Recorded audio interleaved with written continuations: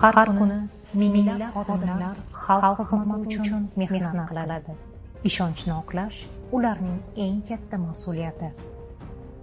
Ammo ba'zan bir lahzalik manfaat yillar davomida qurilgan obro' va ishonchdan ustun kelib qoladi.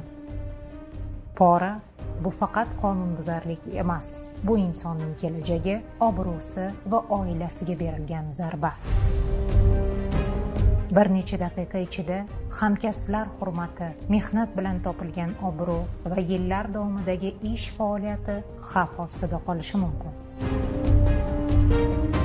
Har bir insonni uyida kutadigan oilasi bor. Farzandlarining orzulari, ota-onasining umidi, yaqinlarining ishonchi bor.